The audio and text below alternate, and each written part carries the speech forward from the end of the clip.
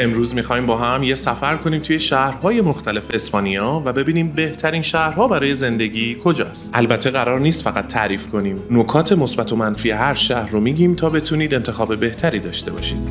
بارسلونا، پایتخت ایالت کاتالونیا، شهری که همیشه در مرکز توجه قرار داشته. از فوتبال گرفته تا جاذبه‌های گردشگری مثل کلیسای ساگرادا فامیلیا. هم کسب و کار جهانی داره، هم ساحل مدیترانه‌ای برای تعطیلات. به خانه گاودی خوش اومدید. آب و هواش مدیترانه‌ایه، اما خب زندگی اینجا گرونه، مخصوصاً اجاره خونه ها. یه نکته هم این که همیشه شلوغه و انگار توی یه جاذبه گردشگری زندگی می‌کنید. پس اگه عاشق هنر و انرژی هستید و مشکلی با شلوغی ندارید، بارسلونا بهترین گزینه برای شماست.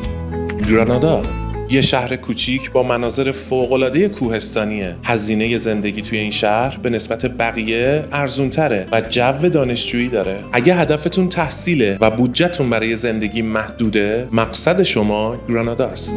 والنسیا، یه ترکیب عالی از ساحل و شهر، آب و هوای گرم و مرطوب و دانشگاه‌های بین‌المللی. هزینه‌های زندگی توی والنسیا از شهر بارسلونا کمتره و زندگی آرومتر در جریانه. فکر کنم متوجه شده باشین که این شهر مخصوص دانشجوهاست و کسایی که دنبال تعادل بین زندگی و کارن. والنسیا رو فراموش نکنید.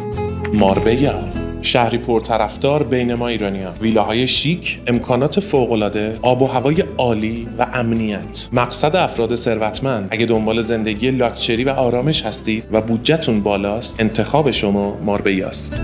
تولدو، یه شهر تاریخی و فرهنگی با هزینه‌های متوسط و با فاصله کم از مادرید. یه شهر آرومه. اگه دنبال تفریحات شبانه و هیجان هستید، این شهر مناسب شما نیست. ولی اگه دوستدار تاریخ و فرهنگید، محیط آروم رو دوست دارید و میخواید نزدیک پایتخت باشید، تولدو گزینه شماست.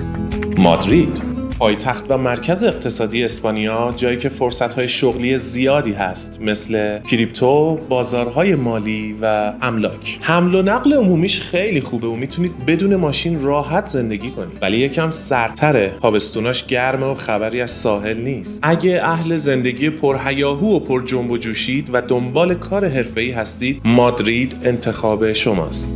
سویا، فرهنگ و تاریخ غنی، تابستون‌های گرم و زندگی بیشتر به سبک سنتیه. فرصت‌های شغلیش محدوده و سیستم حمل و نقلش هم به پای مادرید نمیرسه. اگه عاشق تاریخ، سنت و فرهنگ هستید و آب و هوای گرم رو دوست دارید، این شهر انتخاب شماست.